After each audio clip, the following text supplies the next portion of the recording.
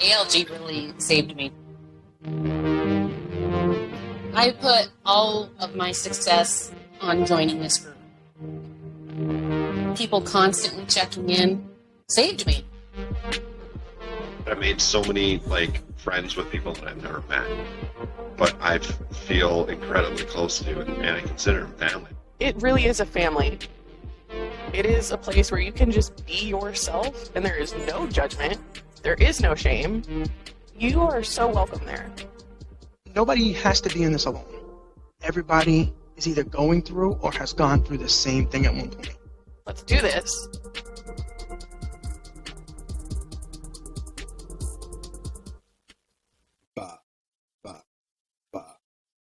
Welcome back to another episode of the ALG podcast. If you're listening to this on the day of drop, then happy Friday to you. As always, I am one of your co-hosts, Sean Arpino, otherwise known as JARPS_Journey on Instagram. I am joined alongside my partner in crime, my tag team partner of the day, David Roden, otherwise known as Fit_DRock on Instagram. And guys, for the first time in a long time, a very long time, we're bringing back interviews. That's right. Today we have two... Don't fucking do that again. I'm only kidding. Today we have two very special guests, two people that I consider a huge, huge portion of the ALG community. Today we are joined alongside Paul and Serena Fee. That's right, ladies and gentlemen. The Fees are with us today. So guys, say hello. Say hello. Introduce yourselves. Drop your Instagram handles. And yeah, what's going on? Welcome to the podcast. Ladies first, Serena. Okay. Hello, everyone. I'm Serena Fee. Instagram, Surfee Losing It, SERFEE Losing It. You are welcome to follow me, but I don't post a whole lot. But Paul Fee posts way more than I do, so you should follow him, really. Paul? All right, I'm Paul Fee. I'm Serena's husband. My current Instagram is Phenomenal Machine. FEENOMINALMACHINE. MISSISSIPPPI. And I got to give credit because part of that Instagram handle is thanks to John. So I got to give credit where credit is due. Really? Hey. What brought about that? One day, him and I were having a conversation, and I think he actually called me like a phenomenal machine or something like that. And I was like, you know what? I really like that Instagram handle and everything. And it's way better than what I started with. I've had like 3 Instagram handles since starting this. And I think that's probably my favorite one so far. Hey, what was your previous one? My first one, and it did not last long, and it was Fat Guy in Little Clothes. What? Wait, hold on. That's a classic. We might have to go back to that one. What? I think it's already I been don't remember retaken. that one. Yeah, I think it's already been retaken since that time because Instagram is like blown up. Oh. But I'm pretty sure at Fat Guy in That is Little a Clothes. fire name page for a weight loss journey. I like Phenomenal Machine, though, because you are a phenomenal machine. And you guys have the most punny last name ever. So, you know that. So the reason why we are gathered here today, ladies and gentlemen, is because I wanted to have like a very cool, relaxed conversation with two very successful people on their weight loss journey who also happen to be married to each other. And I think that the dynamics between that can get really interesting because, you know, from the conversations that we've had in the community call and the conversations that we've had in private, you know, it's not like you guys are doing everything identical. Correct me if I'm wrong, right? You guys are on a totally different path, going about this journey your whole, like, own different way, but you still coincide, you still, you know, eat together, you still do things together, and you're just kind of figuring it out along the way, right? Exactly. Cool. So why don't we first just kind of dig a little bit deeper onto who Paul and Serena are, and then, yeah. So, Paul, why don't you backtrack us a little bit? Tell us a little bit about yourself, and then, Serena, you jump in when Paul's done and tell us just a little bit more about yourself. All right. So, for a little bit background on us, we're Paul and Serena, and we have almost been married 10 years. It'll be 10 years in September. Nice. And we've started this journey before we were married. So we are not, we're not one of those quick, like we lose it in a year and that sort of thing. We've done the roller coaster. I personally started off at about 410 pounds. 410 pounds, about a 5X shirt and a 52 size pant. But one thing that I get lucky with is, I mean, at 400 pounds, I definitely looked 400 pounds, but now, like with the current weight loss, I'm probably a more upper torso sort of person, actually I could probably about divide in half. So I get lucky that I don't look 280 pounds. I look about 230 to 250. So I get really lucky there. But we originally started our journey on Weight Watchers. And with Weight Watchers, just kind of went through the meetings and everything. And honestly, probably a blessing in disguise was COVID, in which basically at that point, the Weight Watchers meetings and everything sort of stopped. So we were kind of looking elsewhere. We were kind of like, you know what, we're not paying this money just to not go to meetings and that sort of thing. So eventually we found iTrack Bites, which turned into Healthy. Started doing kind of a similar thing, but at a lower price for them, basically because you're not paying for the meetings and everything there.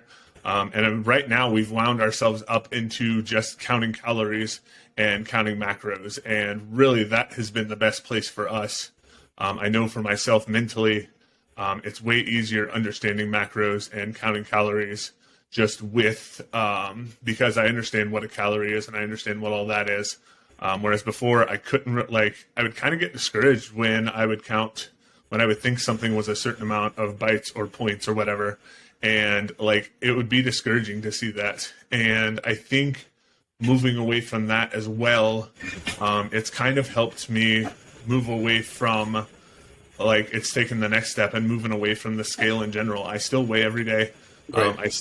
But it's not like a discouragement thing. It's like looking what I did yesterday in order to, okay, so I ate a little higher yesterday. So of course the weight's going to go higher. And but also looking at body in general. I'm noticing, especially probably the past 4 months, that it's been a lot more focusing on what the body and everything is doing rather than what the scale is doing. And just watching the weights go up, watching my run times get decenter, and just overall just doing me and allowing myself to do the journey.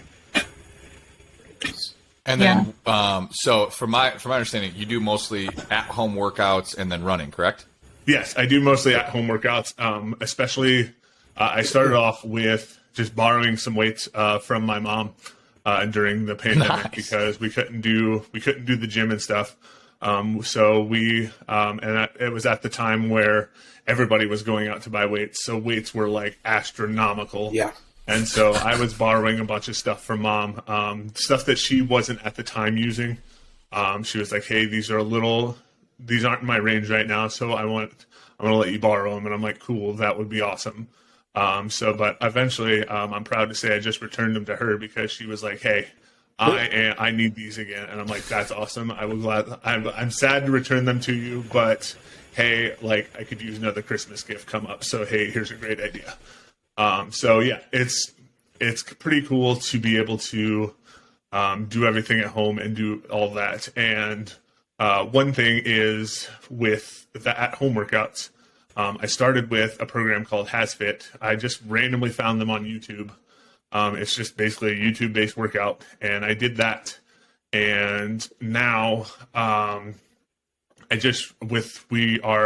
company switched health insurances, and there was a little flyer in the back that was like, "Hey, with this new health insurance, you can have Peloton free for a year." So I'm currently doing Peloton. And doing those workouts, and I'm loving them a lot. Nice. You bought a bike or no? No, I don't have a bike. I do treadmill, treadmill and strength. My bike's too big for a bike right now. Very dope. Yeah, I don't like those type of bikes at all. Serena, let's talk. Yeah. So I think Paul's right. We've been on this health journey for about 10 years, all 10 years that we've been married. But I think my journey is a little bit different because Paul has been really good about being consistent, and he lost, maybe 20, 30 pounds a year over the course of 5 or 6 years, and then has worked on building strength, and, running has been a big part of that.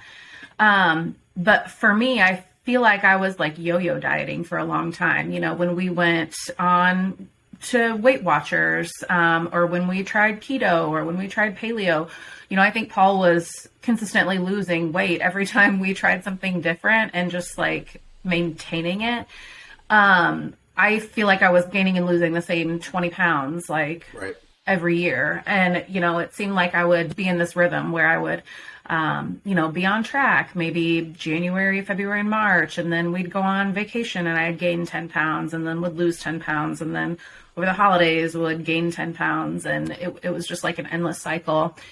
And a big challenge for me too was, during the pandemic, my job was really stressful and I was working 13 hours a day. So, I was just like here sitting at a desk, working from home, not really getting any movement in. And I feel like that's when I got to the worst part of where I had ever been, It's not even just that I had gotten to the highest weight that I ever was. It's that just doing daily things was difficult. I couldn't go walk a mile on the treadmill or anything like that. So for me, last year was really whenever I got a new job and things really started to turn around and I was able to be a lot more consistent, and that's when we were tracking calories and macros. And one thing that's been different for me, in tracking calories and macros, is that I'm not in that cycle of gaining and losing all the time because I can be way more consistent. It's like if we're on vacation and we're going out to dinner or we're going to have ice cream or whatever that day, I can just plan ahead and fit it into my calories and still stay in a deficit or at least in a maintenance range and kind of get off that train of gaining and losing the same weight all the time. So since then I lost about 30 pounds last year. I started to add in some movement. This year, excuse me, I have started working with a personal trainer and have lost about 10 pounds so far in January. Nice. And it's awesome. It's been really nice to be able to focus on my health, I think, consistently again and see those results in both areas, both the nutrition and the calories and the macros, and then being able to add in movement again and not have it be so hard like it was a year ago. I still remember I think it was pushing 8 months ago. We were on a community call. And obviously, you have this I don't want to work out. I hate working out. It just did that whole bit. And you got the treadmill in your house, and you were saying how you want to get better, and you're going faster and increasing incline, and you're doing all this kind of stuff. And I'm like, you told me you're doing 15 degrees at 3.5 miles. I'm like, that's more than I do. What is going on? You're going nuts. And I was like, you know what? Just slow it down. Don't burn yourself out. And that was such a fun thing because that's something that so many people get caught up in is pushing so hard so fast that you just burn yourself out. Yeah, I think the first 6 community calls I joined, I said the same thing every single time. I hate working out. I don't want to do it. I hate it, and I just can't make myself do it. But I think that starting off slow and just kind of building up has been really helpful because sitting at a desk 12 hours a day for a year, gosh, my knees hurt, my hips hurt. When you start to get active again, it's a real chore. Absolutely. So finding exercise to do and ways to build strength that actually make my body feel better has been really, really helpful. And that's why I really like the trainer I've been working with. He's both a trainer and a physical therapist. So he's designed this program specifically to build strength in those areas my knees and my hips that really deteriorated that year working from home. Nice. And so that's been probably a pretty empowering thing. I'm always big. John's a little more extreme than I am on this, but Weight Watchers, any stuff that doesn't teach fundamentals just to calories and like protein and consistency, it's just fluff, and it just harms you from actual quality, like actual progress, because it's like, get crazy enough, you can have a slice of pizza and burn body fat. I know it's wild. Right. It can be a little more difficult for some people, especially if pizza's your trigger food. But again, like breaking that down and breaking down that mysticism, that's where consistency comes from. It's like, I can eat a friggin' Snickers bar from time to time, and I'm not going to gain 30 pounds. Like, that's just not how it works. Which has got to be a fun feeling for you guys. Yeah. And like for us, like we currently do Pizza Fridays. We kind of alternate. We do the 2-ingredient dough pizza. And we do that sort of thing, but we do it every Friday. Like, we've made it consistency to fit it in every Friday. And then not only that, but also with the 2-ingredient dough consistency with the Greek yogurt, like we do kick up that protein factor as well. So we've really enjoyed it. And plus, like, it helps us to kind of wind down our week. So Serena, the 2-ingredient pizza dough with the Greek yogurt. Greek yogurt. I've never had it. Oh, it's so good. I can't get my wife on board with it because she just does not like Greek yogurt, but it's very good. I just sit here and go, so Serena, let me get this straight. You've been more consistent losing 30 pounds this year than you have in your last 7 years of quote unquote 9 years of your journey, and you have Pizza Fridays. Yeah, and I think like that's a big difference, and it's a big mindset shift, because I think before, when we were tracking, points, or you're on keto or paleo or whatever, it's like if you had pizza, you were quote unquote off plan. So it's like, well, while I'm off plan, I might as well have some ice cream and some chips to go along with it, because we're going to get back on plan on Monday. So it's a complete mindset shift where you're having like maybe more frequent quote unquote treats, but you're just consistent in that you're staying in this calorie range every single day. And does it go better? Do you feel better?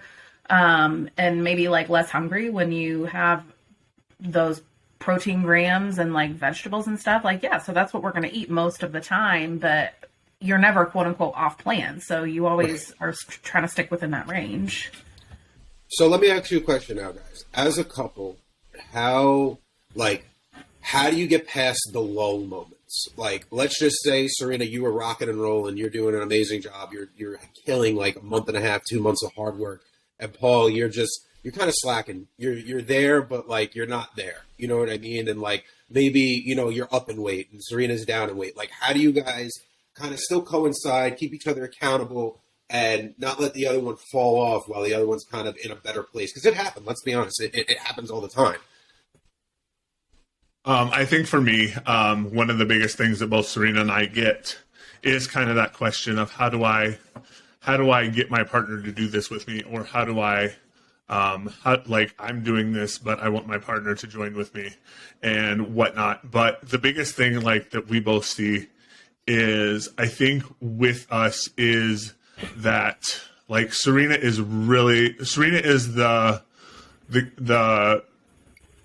like put the recipe together and like help the tracking part of it.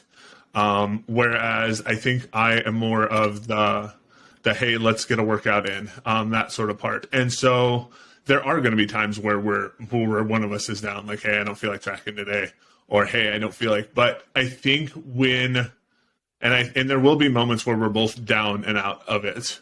But I think right now with us, there's like moments where one of us isn't doing it as well as the other one, and 90% of the time it's me. And so with that, I think it's me seeing Serena continue to push and continue to fight for what she believes in.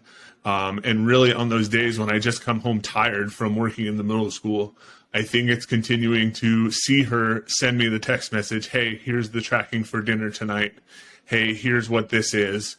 And the continuing to see her effort put forth, I think is really what reminds me that, hey, I don't have to come home and give 100% to my workout or everything. I can just do something.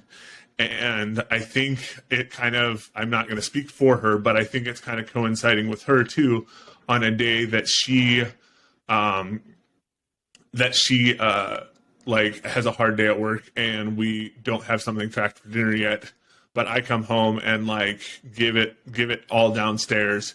And then like she comes home and like, hey, let's just do something for dinner. Let's track it. Let's try and figure out where it is. And we'll move on and we'll try and do the best we can tomorrow. And I think for myself, that's what I see, really, that we both like see the other one pushing and is like, okay, like I may not be able to give 100% effort today, but what I can give is the effort that I have left in whatever I'm doing. I love that. Serena, is there anything you want to add to what Paul just said? Well, I think Paul's right. I think it helps that we have like different areas of strength. You know, I like to cook, I like to plan, so it makes sense for me to do like the meal planning and build the recipe and, you know, send him the nutritional info. And then Paul is definitely like the stronger person when it comes to working out. So like yesterday, you know, we woke up early, we went grocery shopping, ran some errands and came home, and I had planned to do like, you know, arms day and like just straight up did not feel like it. But Paul was the one like motivating us, like, you know, it's only going to take half hour. Let's just go downstairs to the gym and just knock it out. So it helps that we have those areas of strength. And I will say too, like Paul is a super encouraging person, and is really good at like, I think giving pep talks whenever you hit some of those walls. Like, this past week, it was one of those weeks where it's like, you know, I tracked every day, I worked out every day like I planned, and, you know, the scale just wasn't budging from day to day. But I know, like, you know, there are going to be some weeks where it just stays the same, and then the next week you'll just like magically lose 4 pounds overnight. Right. And, you know, I know that happens, but it's still really discouraging, I think, when it happens, because we're both like weigh yourself every day kind of people. And like, I just like to see those, you know, little 0.2, 0.4, like coming off. But, you know, Paul's been really good about like giving me little pep talks to, you know, just those things you tell yourself, like, you know, I know that consistency is going to pay off, and I know that if I keep doing the right thing, it's going to show up on the scale. But just having someone there to like encourage you and say those things out loud to you, so you're telling yourself the right thing, is really powerful. No, I love that. I think one thing to add to that, one thing that we also do, that I just kind of thought about is a lot of it is sharing whatever the week happens ahead of us. Like we have a shared family calendar that we have that we know what events are upcoming, that we always add to. And also she hasn't, because she got sick and tired of me asking every night, hey, what's for dinner?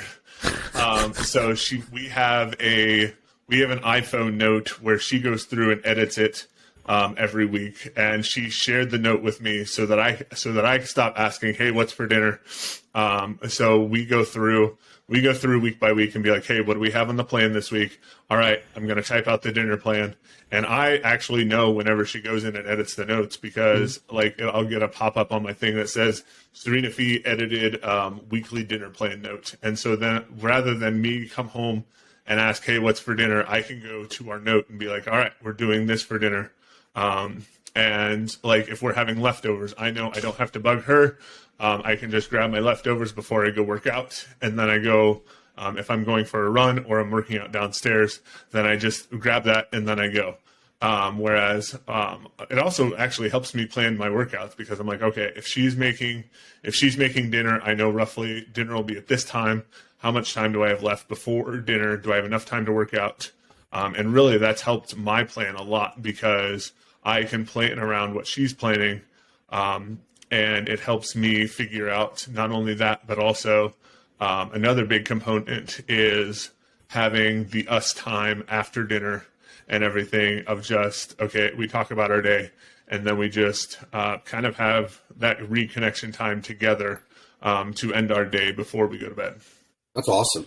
That's like fundamental. We talk about. I think it was in the ALG community chat recently.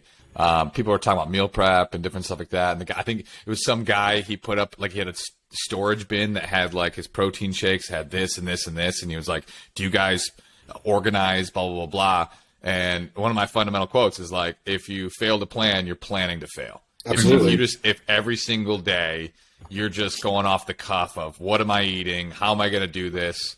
if you don't have a good relationship with food and you don't have a good plan yet, and you think you're just going to somehow pull it out your rectum and just like, oh yeah, I'm going to eat great. Like that's just not how it works. Right. And so having a plan weekly and like having that kind of, do you guys switch up food quite a bit? Or are you guys pretty consistent on foods you eat?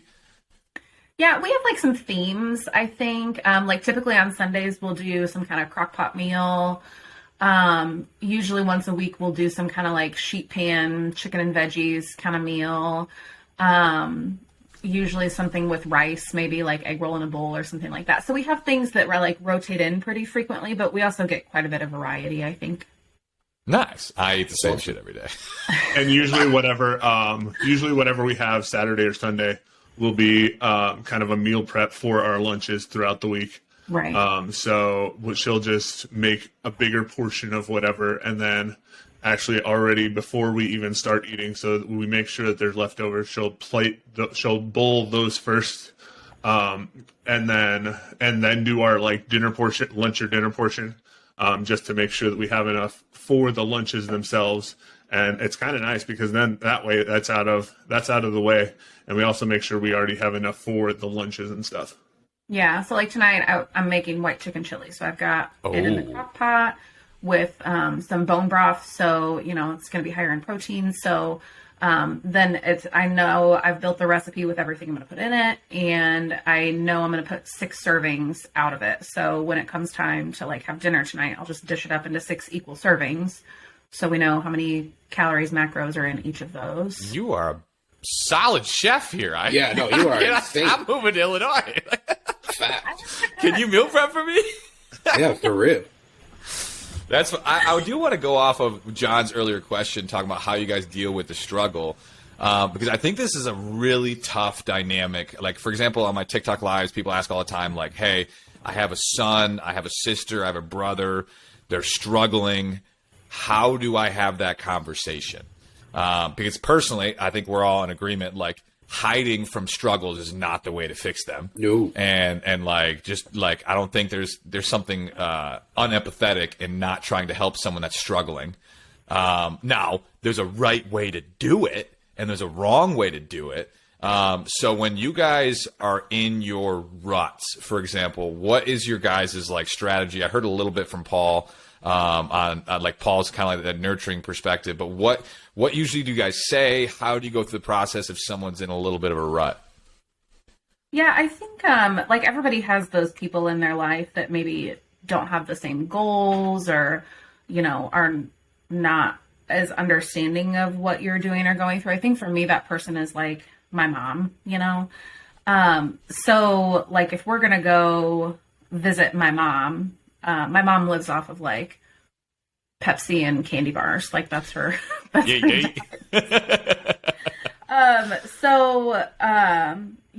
about a year ago, my older sister passed away, and we were spending a lot of time with my mom and my side of the family. And it can be easy, I think, to get in some of those old habits when you're around people Absolutely. Like that. But I think taking as much control as you can, in a loving way. I think for me, it was like, hey mom, I'm going to bring lunch when we come Sunday. So it's, something that I know what's in it and I can track it easily. Or even like just something to go with whatever thing that we're having for a family meal. I think that helped even through that tough time, me like not to lose any ground in my weight loss journey.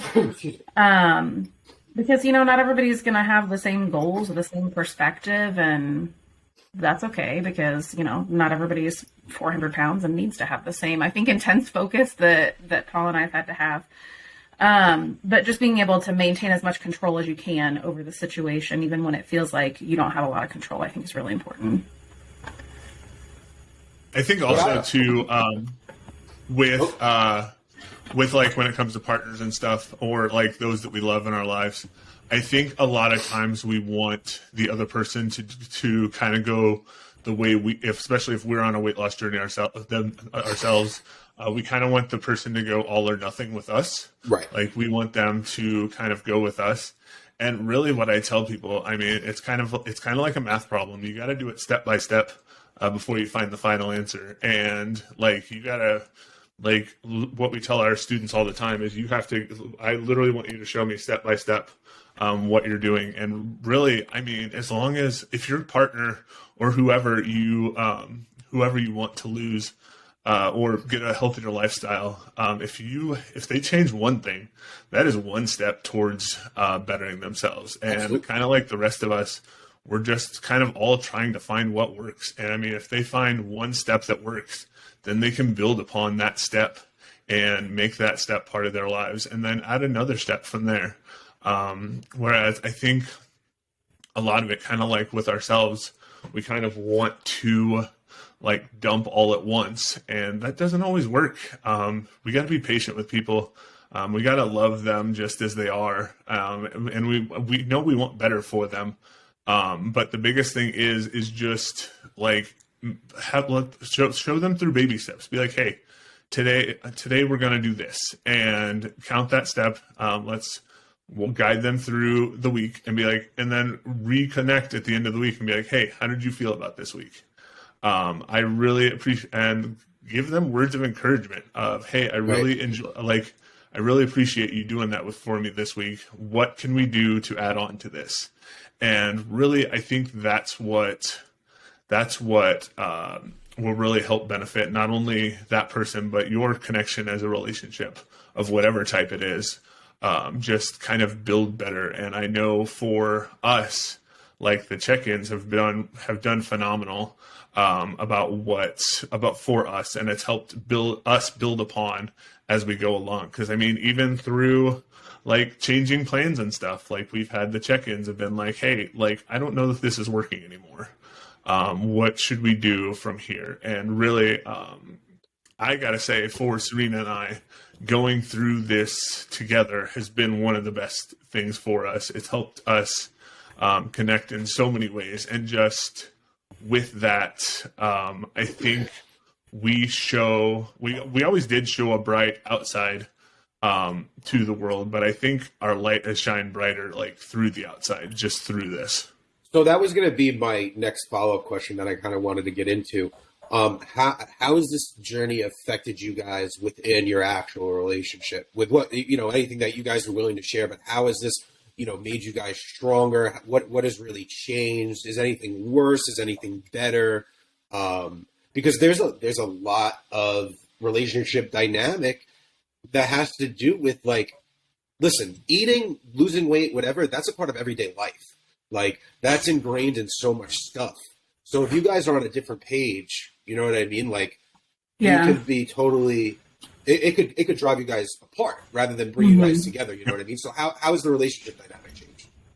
Yeah, I think the couple of years that, my job was really tough and I was working so many hours, I did not have a great mindset, I think, during that time, and was in survival mode in a lot of ways. And I had somewhat of a bad attitude at times and thought like, well, I'm super happy for Paul that, he gets to come home at 3:30 and gets time to work out and gets to work on himself. Like, I'm really happy for you, and I'm still stuck here at this desk for another 4 hours. And then I'm working on my master's. So I've got homework to do and I'm going to get up until midnight doing it at the same time. So, I think in those times I did not have a great mindset because I felt more like a victim and like, woe is me, nothing is going my way kind of thing. Right. And in that time I was, I think, failing to take ownership of like what was within my control and what I could do to take care of myself, and, was just feeling bad for myself and not doing it. I think Paul and I have always had a really strong relationship, but I think since I've come out of that mindset, it's been a lot stronger. And a lot of it has to do with like the work stuff. And, I've just got more time to be able to like, Paul did a lot of the work around the house when I was going through that time because he would just come home, work out, and like do cleanup or laundry or dishes or whatever. But now like our division of work in the house is more even. And I think we have some common goals that we're working towards too that like just help us connect differently. So it's like, Paul said this year's our 10-year anniversary. We're going on an Alaskan cruise, and like we want to be able to do some excursions and go hiking and things like that. That, a couple of years ago I would have just not thought was possible. So having those common goals and things that you're looking forward to. But then also just I think the day to day being easier and makes us more appreciative of each other too. I mean, that's so important because. Oh, Paul, you want to go? I was just going to. Well, I just wanted to say one thing that I thought about over us is I think through this journey for both of our parts is I think we've both realized like where to push and where to kind of hold off on, and right. I think for us, like especially in the beginning, like I was probably an over pusher just because I believed. Because like I really believe in people and everything, and I think sometimes my overly pushing came off as negative. And so for myself, I think I've learned through this relationship and through this, and I think also on Serena's part because Serena has always pushed me to track and want to track and that sort of thing. And I was very hesitant. I didn't understand the purpose of it. I thought it was dumb. I figured as long as I was eating what she was eating, I was fine. But I think in the end run, she wanted me to learn the importance of the nutrition and learn the importance of that. But I didn't see it as that. I saw it as a chore. Right. And I think for both of us, it was learning where to push, when to push, and when not to push. And I think through that, we've both been able to push encouragingly more now, just because we learned we know what the boundaries are of pushing, and we know where to be more encouraging than pushing at times, especially on our days where it's rough. And it's just learning through that, through this process, through the weight loss, through everything, through us growing mentally and physically, about everything with us and within ourselves. And I think that's been a really big thing with us, and just valuing life in general has been a really big thing, especially together. So like I wanted to compound off of something Serena said, because I think it's super important, because none of us are perfect. Like right. No one's perfect. Like we all have moments of anger, frustration, jealousy, cynicism. It happens. But that is such a fascinating thing when it comes to, I think, John's perspective when we talk about relationships. It's so easy to start getting cynical when someone's progressing better than you, even though you're doing both very similar things.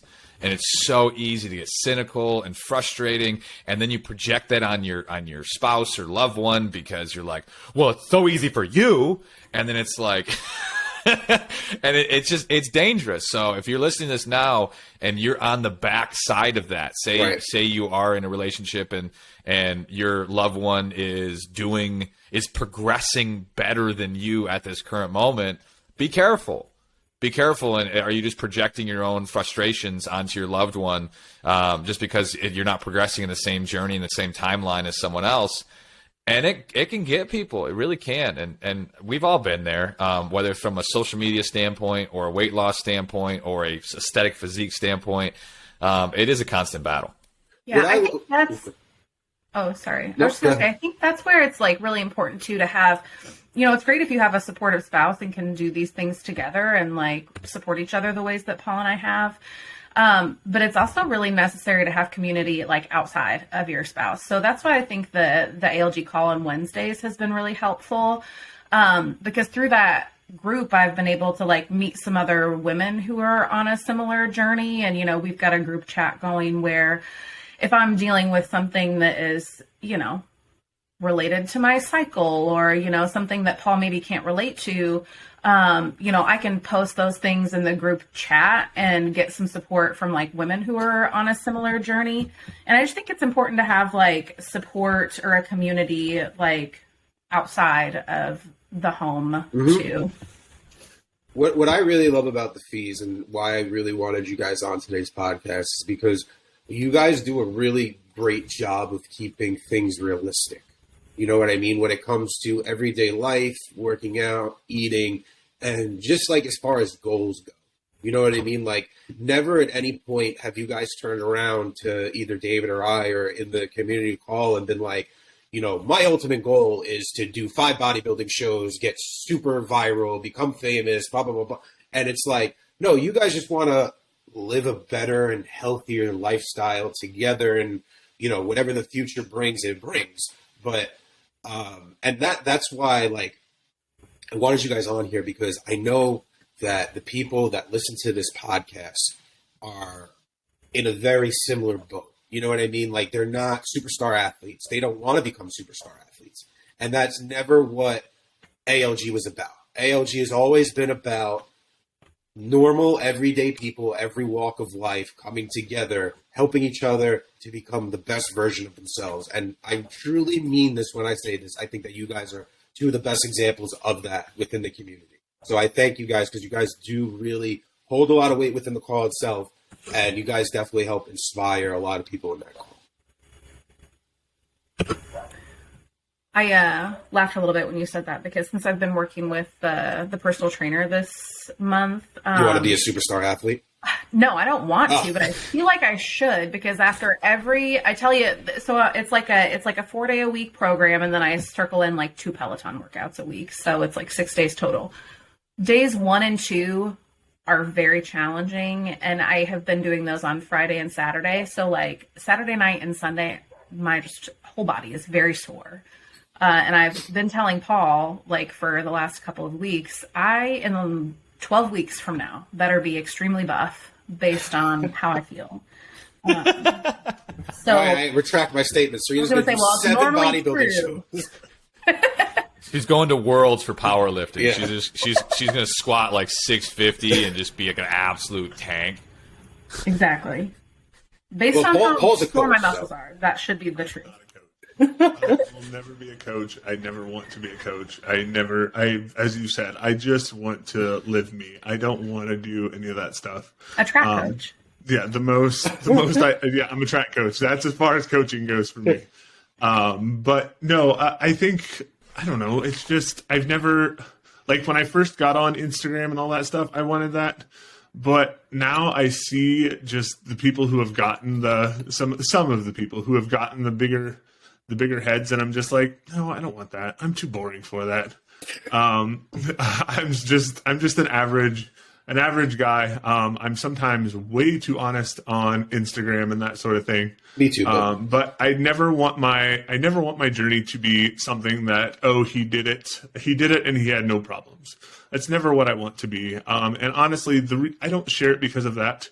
95% of the time I share it is because I wanted to write it down and get it out of my own head. And once I get it out of my own head, then it's out there. And if people want to interact with it, cool. If not, it's out there and it's out of my own head. And then usually the thought goes away.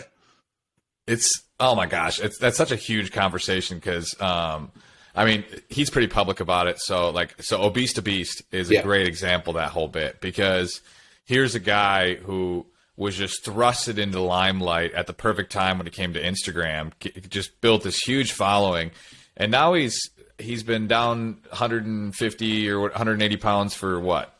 7 years? 9 years? More than that. I think he's going on like Is he longer than me? Yeah, he's about the same timeline as me. Yeah. And he still struggles mentally on like quality of life and what he wants to do and what his passions are. And he was thrusted this fitness influencer, obesity guy, transformation guy, and he doesn't even know if he wants it. Yep. And you can tell from his posts and all this kind of stuff, but like he feels like he needs to, because it's somehow, and it's like, no, like if you want to go be a stay-at-home dad, who gives a shit? Like, just live your life based upon your passions. Like, who cares? But so many people get caught up on social media. I just did a TikTok on it yesterday because, oh my gosh, ugh. And what's crazy is like so many of those people, like have gone or like weren't. I'm not going to say weren't as successful, but they've taken back steps. Yep. And like people get upon them for that. And it's like, no, like don't get upon them for that. They're living a normal life. Like we all have back steps that we're going to go through. And so like, why are we putting these guys on this like pedestal that, hey, they can't screw up and they can't not even screw up. They can't live a normal life and have back steps. Like that's crazy to me. Yeah, it's like I'm 235, 236 after being 208 on stage, and all of a sudden like, bro, it looks like you gained a little weight. No shit, Sherlock. I'm about health and happiness. Like, I'm not about being shredded 24/7, 365. It's fun to do from time to time, but it is not a quality life that anyone outside of taking gear. It is not a quality life worth keeping. Like, it's just well, it's and just like one not. thing that we've talked about like in the past couple of weeks, and I said this has been one of the biggest impacts in the past month on me, is your lowest weight isn't necessarily your healthiest. Absolutely. Like, I used to get so discouraged looking at my 253-ish weight at like weight photos, and I look at it and I go, I might be now malnutritious there. Is that sure? But yeah, but I'm looking at those going, I was almost too thin there. Yep. Because all I was doing was really running at the time, and I was running to try and lose weight, and basically I was running from the scale. And I go, was that really my best weight? And it took that conversation in order to kind of get that mindset out of my head of like, hey, like, enjoy your now. Like, you aren't where you once were, and you're taking away so much by looking at yourself at 253 and looking at yourself in the 280s right now. Absolutely. That you've completely lost yourself from the 409 guy that you used to be. And so, like, that's the biggest thing is, like, those 20 pounds I saw as a bigger thing than the 120 pounds that I've lost. And that was such a poor mindset for myself, but I had to recognize that in order to continue to move on and do the best that I possibly can. And that's such an easy mindset that a lot of us get trapped in. 100%. And the way that you just verbalize that is incredible, because it's true. It's like, people that are in similar circumstances to us that have lost a considerable amount of weight all of a sudden forget about like the 150 pounds they just lost, and they're worried about the 15 to 20 pounds that's just kind of sitting there that they're feeling a little fluffy. And it's like, bro, what about everything else that you just did that you didn't think you were able to do? Like, and hey, I'll tell you straight up, like, I could get caught in that. I've gotten caught in that. It's not like it doesn't happen, because again, we're all not perfect. You know what I mean? So I think that you hit the nail on the head with that one, Paul. Yeah. I haven't even set a goal weight, because I think, you just have to know that, like, this is a lifetime battle. Like, I'm going to be having to do these same things, like thinking about working out and nutrition and tracking, like, the rest of my life. I could never be one of those intuitive eating people, because, when I was never understood that. intuitive eating, I was like 400 pounds. So not one of those people. Oh my gosh, I'm actually gonna do a TikTok stitch on that here soon, because there's some woman talking about intuitive eating, and I'm like, it's so easy. I'm like, you have no idea what you're talking about. Yeah, absolutely. Yeah, it's such a super important conversation when it comes to goal weights and progress and ultimate goals, where it's like, realistically, you have 40 pounds of weight, depending on your genetics, of what you can live at to be in a healthy body. Like, you really do. And it's crazy. People have a hard time understanding that because they hyperfixate on BMI. BMI has its place, but don't put it's not on a pedestal. BMI's a crock of shit. It's not horrible. It's just not the ultimate. It's like, no, it's not the end all be all. You know, it's not the end. But again, there's so many people that think that BMI is bullshit, and it's like, it has its place. It's just not just like, again, if you're a bodybuilder, it's one thing. But yeah, it's one of those things where it's, again, like, blood work, how you feel, how you look, energy levels, experiences, all of this should be taken into consideration, because you get to your lowest weight and you have no quality of life. You're scared of going out to dinner with friends and family. You won't do anything, and you have to work out 3 hours a day. Right. Where's the quality of life? Like, what are you're going to die at 85, 90. I'm sorry. I hate to break it to you. You're going to die 85, 90. Actually, realistically, 76. Yeah, I don't know if I want to fucking be here till 90. And so it's like, I understand treating your body with the respect it deserves, and sometimes that means weight loss. It does. But it's not the end all be all, people. It's not. Yeah. My body's a temple. It's just sometimes we forget to hire the cleaning crew. You know what I mean? Like, a dirty temple sometimes. You dirty temple, you. Guys, is there anything? Well, before we move on, David, is there anything that you would like to add? Ask the fees. Anything that you honestly, I love the, especially with the topic of discussion, because this is a first for us. Like having two people in their journey, doing different timelines, different. Ultimately, you guys are still close to doing the same thing. Sometimes different, sometimes a little more contrast. But are there any memorable struggles? I mean, you obviously, Serena, you brought up when you're working like 14 hours a day, and that kind of the cynicism came out.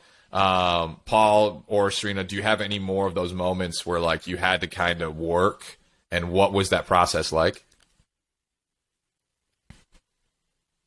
I think for me, especially during COVID time, like the March to May, pretty much March to September-ish, it was just trying to find my identity, because I didn't have an identity with school, and I didn't have an identity with this, and also like I just felt. That was probably my lowest of the low, just because I didn't feel like I really had an identity in our marriage, because I didn't really have a job. I didn't feel like I was contributing. And so I think a lot of it was I put a lot of my time and effort into the working out and made that my identity, in forgetting about my identity in us.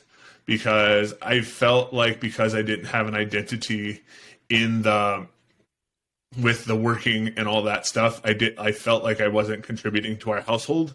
So I kind of moved away from contributing to us. And I think really that's when I kind of got the dangerous mind shift of like working out is my identity. And I kind of forgot the whole purpose of, no, my identity is as a husband, as a spouse, and that sort of thing. And I think that really not really took a toll, but made our household different, because I felt like I couldn't contribute to Serena or the household.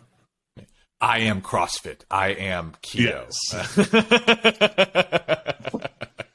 I could totally see that. Serena? No, I think like I've talked about the biggest one for me, and that was just the couple of years during the pandemic when I was, working on my master's. That was just a really down time for me. I think that's been the worst of the worst times through my journey, honestly. I think COVID hit a lot of people, and that's. Well, yes, it did, David. It hit a lot of people. Yeah, it did. And again, I think that's a super important conversation. If you're listening to this right now, and COVID fucked you up, like not obviously physically, but also like the fallout from it. Give yourself grace. Like we all went through something that no one has experienced.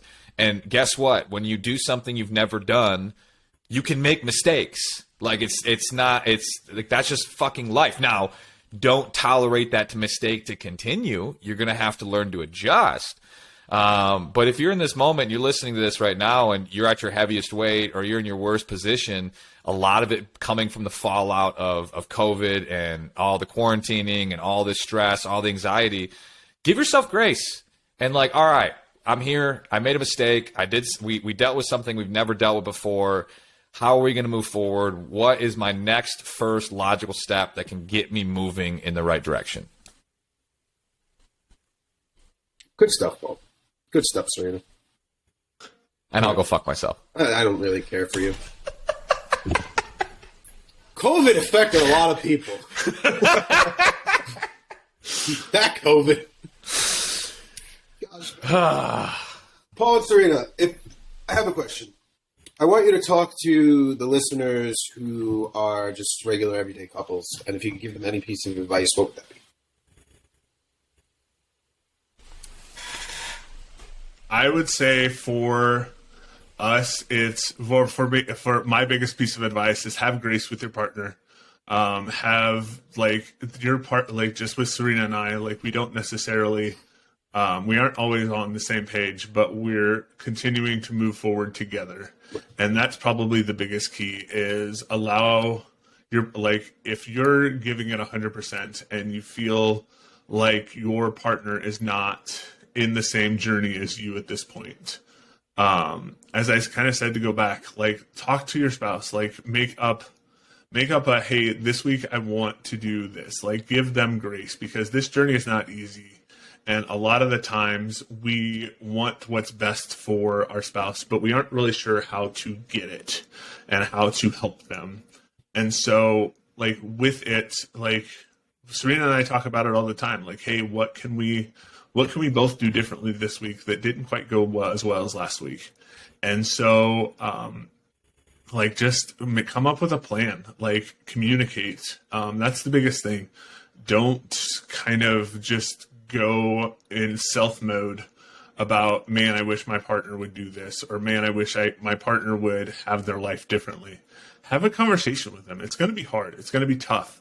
But if you come about it at a loving way, and Serena and I have both had to have these conversations with each other about doing better overall. And I think the one thing that you'll notice in the outcome is if you're doing this together, no matter where you are in the journey, if you're doing this together and you're both self-improving, then really it's going to benefit not only your marriage, but the people around you and your overall life in general.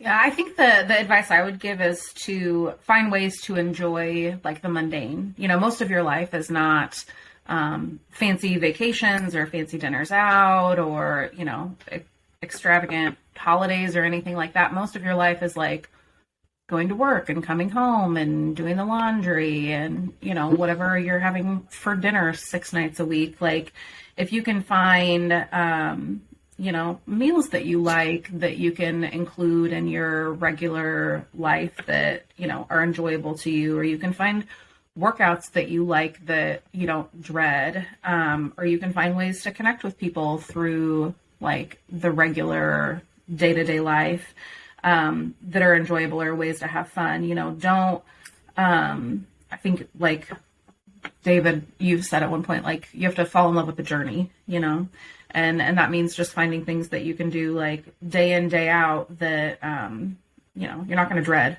You shouldn't be dreading what you're doing. 100%. That was great. That was really good. What's next on the horizon for the Fees? Alaska. I was about to say, I had a feeling he was going to say that. Climbing mountains. No. We're climbing mountains. Next for us, I would say the big thing for us right now is just kind of continuing to improve life overall. Right. Continuing to, I have a half marathon coming up in April that I'm semi-training for, but I still got time. I'm going to start next weekend. But for overall us, no one's ever heard that on Yeah, this I know. call. That was crazy. I know. But, like, Serena's gone next weekend, so I have no excuses. Like, we had, like, grocery shopping and that sort of thing, so I was like, oh, we got to do this. And then we had family coming over one weekend. But no, next weekend she's gone. So I'm like, I've already told people that are in the group, like, make sure I am there. And so basically holding myself accountable for that, no matter the weather. But for us overall, I think it is right now. It's a lot of mundane as we kind of go through. It's a lot of bill paying. It's a lot of paying off debt. A lot of just. Yeah, it's just a lot of overall that. Life. So we can, when we come out, we can not only be healthier and that sort of thing, but also just overall happier with our decisions and everything. So, I mean, right now we are basically, until we get to Alaska, we're kind of boring. I have track season coming up. Track season. I'm almost done with bowling March, season, and that'll take up a lot of my time. And a lot of that will be definitely planning more about, because a lot of my meals will be out and a lot of my meals won't be as much as home cooked, like as much as I can heat up in the microwave. So we're going to have to adapt to that. A lot of it'll be like wraps and that sort of thing, just to make sure that I can still get my macros and stuff in, but also too that we're adapting to being more on the go. Very dope. I just got a promotion at work. Congratulations. So it's like getting settled in the new job, but continuing like the good habits that I've built over the course of the last year or so. Continuing the workout plan. You know, I'm on this 12 weeks, starting off with a personal trainer. So 12 weeks from now, I will be a bodybuilder. Yeah, Reddit. and then we're going to Alaska. Just an absolute. And we're going to Alaska. And I'm going to be. And I'm picking up a mountain. You know, Yeah. Exactly.